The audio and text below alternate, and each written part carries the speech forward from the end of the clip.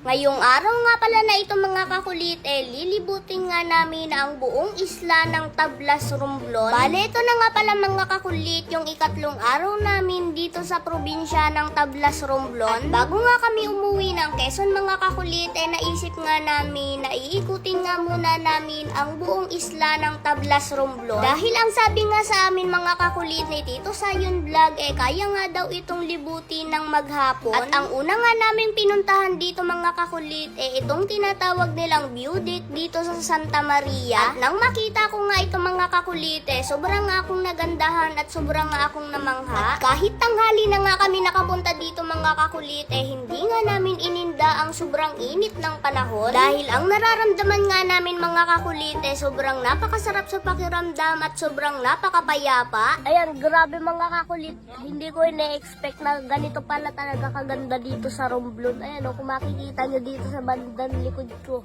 Ayan tsaka dito sa bandang kanan. Diba? Sobrang ganda. Tapos sobrang sarap ng simoy ang hangin niya dito mga kakulit kahit na mainit ang panahon. Nagtambay nga lamang pala kami dito ng kaunting oras mga kakulit at hindi na nga rin pala kami nagtagal. At after nga namin na makapag-picture sa lugar na ito, umalis na nga rin kaagad kami dahil dediretso pa nga kami mga kakulit sa bayan ng Santa Fe. At dahil nakaramdam na nga kami mga kakulit ng gutom, kaya naman dumaan nga muna kami dito sa bayan ng Looc para magtanghalian. Ito ngayon sinasabi nila na magandang restaurant dito, kaya naman dito na nga rin kaagad kami kumain. Bali, ang kasama nga pala namin ngayon mga kakulit yung pamilya ng asawa ni Tito Sayon Vlog. At sa loob ng 3 araw namin mga kakulit dito sa probinsya ng Tablas, Romblon, talagang wala nga kaming pahinga at syempre talagang sinusulit nga namin yung mga oras na nandito nga kami. Sapagkat hindi nga namin alam mga kakulit kung kailan nga ulit kami makakabalik dito. Hindi na nga namin nabidyohan mga kakulit ang ilang parte ng aming pagbiyahe. At sa wakas, finally, nakarating na nga kami dito sa bayan ng Santa Fe, Romblon. Halos 6 na oras nga kaming nagbabiyahe mga kakulit simula Calatrava hanggang dito sa Santa Fe. At ngayon, malalaman nyo na kaya nga kami pumunta dito sa Santa Fe para matikman nga lamang namin yung halo-halo nila.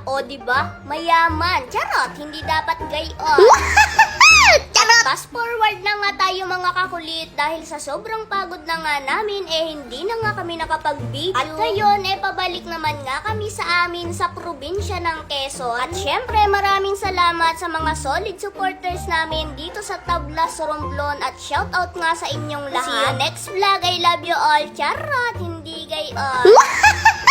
Charot! So, ba ng sorpresa? I-check mo na ang comment section. So, syempre, mamimili ako na mabibigyan natin ng giveaway sa mga magre-register at magka-cash in.